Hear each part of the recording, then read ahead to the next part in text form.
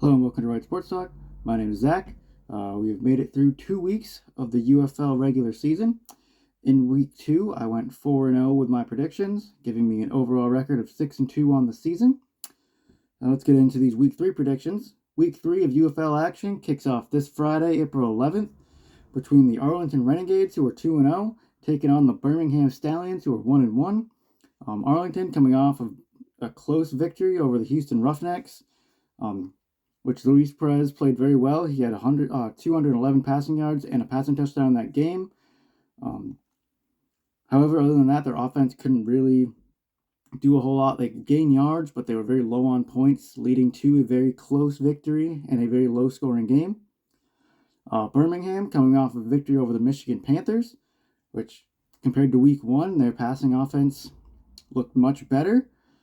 However, it wasn't Alex Magoo that was doing the good things for them at quarterback, as he suffered an injury in the first drive of the game for them. So Matt Corral actually had to go in, and he played pretty well. He had 198 passing yards and a touchdown.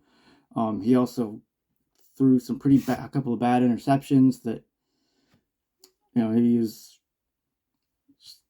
There were plays that, hopefully he can learn from, because there were plays that he probably shouldn't have tried to make, but he did enough to get them a win. Also, their running back, Ricky Person, had a rushing touchdown. So, their offense seemed to click a little bit more than it did week 1 against DC. That being said, my pick for this game is going to be the Arlington Renegades. It is really difficult for me to pick against Birmingham, as they are, defending champions. But the first 2 weeks of the season, Arlington has looked very good.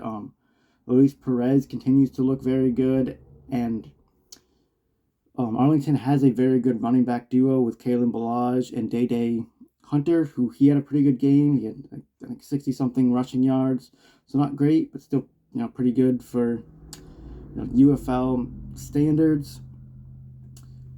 So I think their offense should be able to continue what they have been doing, gaining yards, and hopefully can get some more points against Birmingham. I think this could be a very exciting game and a very close game, but I do think that Arlington gets away with the victory here.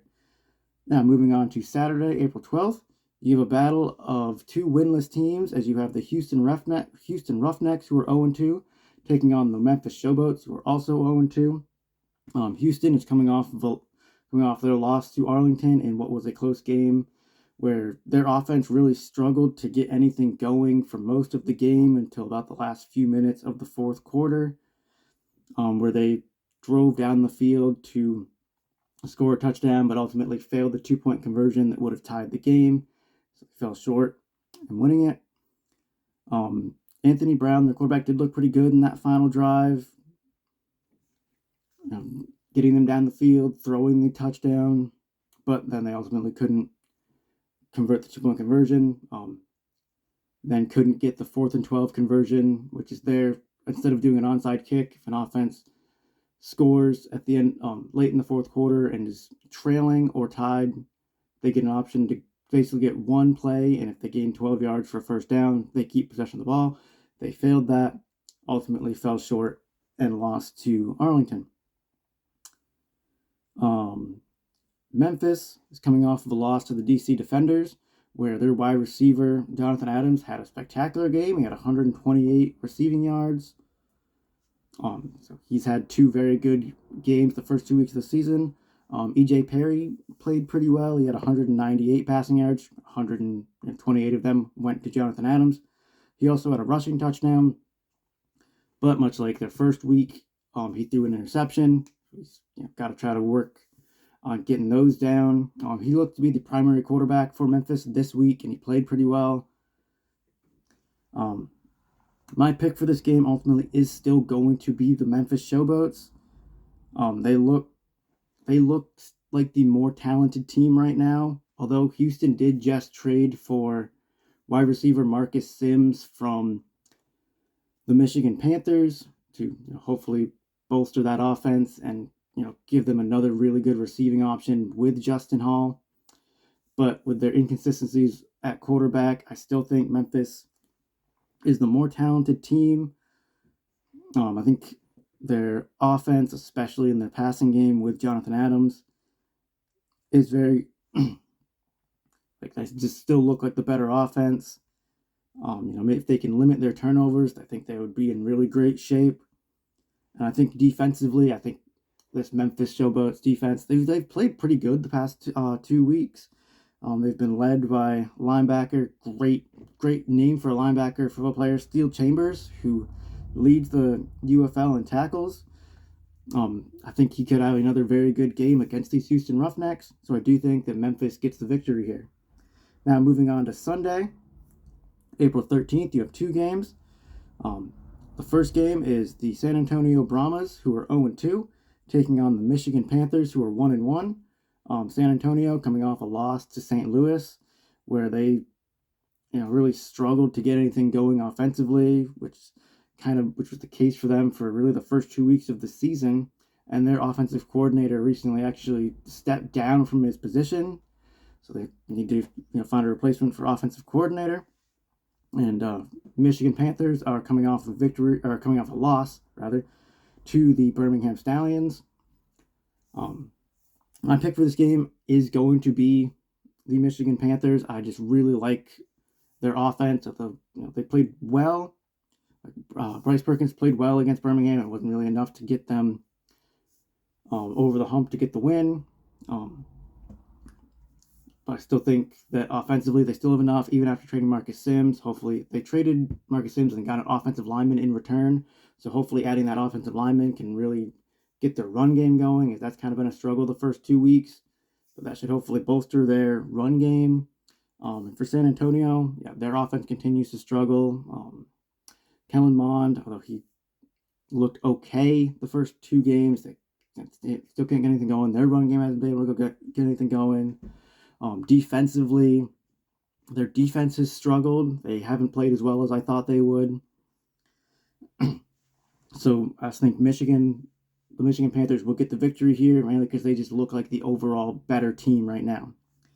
Now, the final game of the weekend, your second game on Sunday, you have a battle of two undefeated teams, in which you have the DC Defenders, who are 2-0, taking on the St. Louis Battlehawks, who are also 2-0. DC coming off of a win over Memphis. St. Louis coming off of their win over San Antonio. The DC Defenders defensive coordinator, Greg Williams, actually just stepped down. So I don't know what their defense is going to look like now.